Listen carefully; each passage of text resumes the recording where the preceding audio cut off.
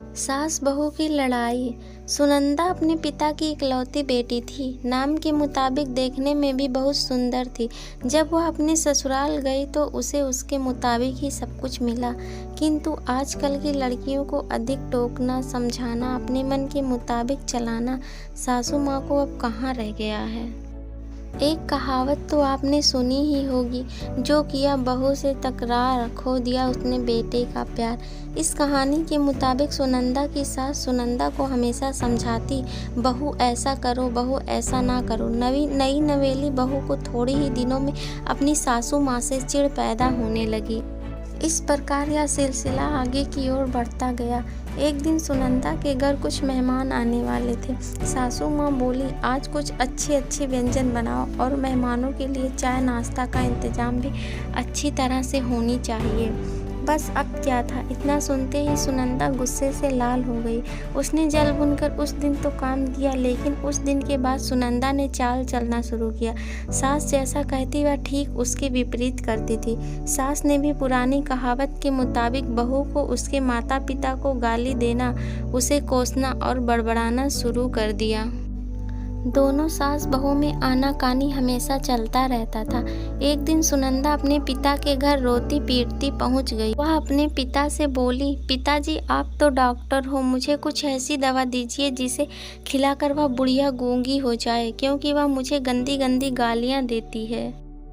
इस पर पिताजी कुछ सोचते हुए बोले, बेटी मेरे पास एक ऐसी दवा है, लेकिन यह कड़वा है, वो आसानी से नहीं खाएंगे, इसलिए मैंने एक युक्ति सोची है। तुम हर रोज 1 महीने तक यह दवा अपनी सास को खाना खाने में मिला कर खिलाती रहना। ठीक 1 महीने में वह पूरी तरह से गूंगी हो जाएगी। लेकिन हाँ, यह दवा थोड़ा कड़वा है, इसलिए तुम खाना इतना प्यार से खिलाना कि उन्हें पता ना चले। दवा लेकर सुनंदा खुशी खुशी अपने घर आ गई और पिता के कहे मुताबिक अपना काम शुरू कर दी।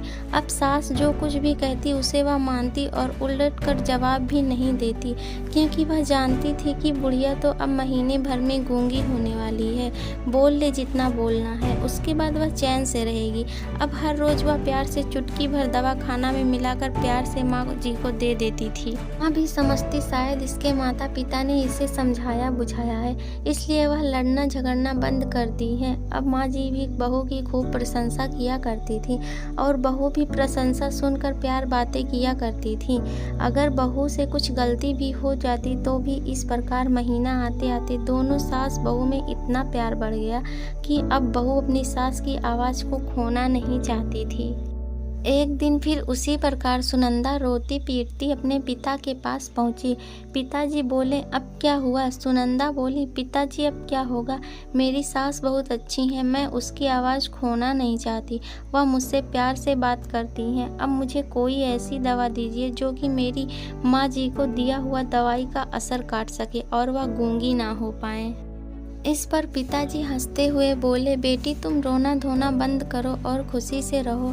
जो दवा मैंने तुम्हें दिया वह कोई दवाई नहीं था, वह रिश्तों में घुली कड़वाहट उतारने की तरकीब थी।